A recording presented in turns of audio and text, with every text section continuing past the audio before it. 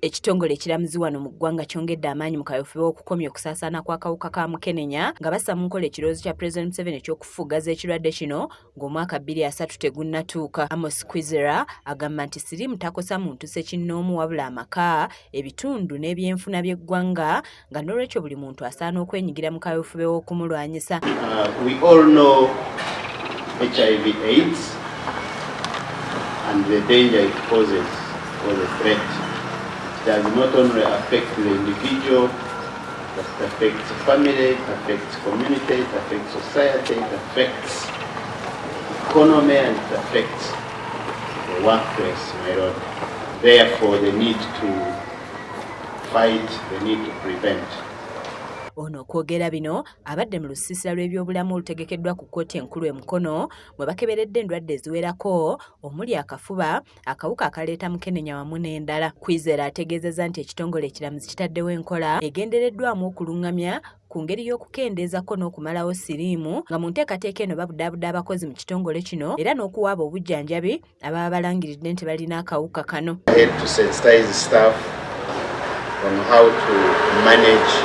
Workplace.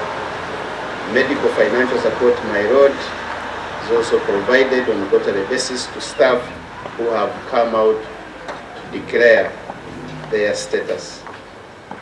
Effective referral of staff identified to be living with HIV to access the drugs, my lord, is also another initiative to those who have declared.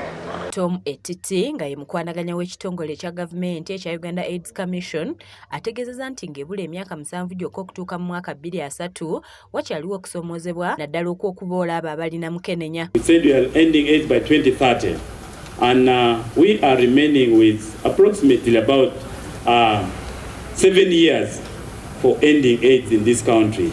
That means we should actually vigorously engage all the communities in the country for us to ensure that we have zero new infection.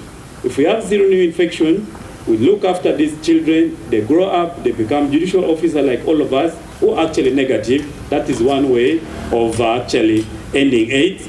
We have zero stigma, that nobody will be discriminated, stigmatized because of his or her status, and he would actually work, live freely. Agamba nti Uganda yekyasukkulumye mu kulwanyisa mukenenya n'okukendeeza ku nsaasaana y'akawuka kano nga twava ku bitundu 18 mwe keegirisiza mu myaka egy'ekinaana ne tutuuka ku bitundu 5.4 mu kiseera kino nga kuba n'ekitundu 1.4 bakyala. Overall, in Uganda, we have 1,400,000 people living with HIV.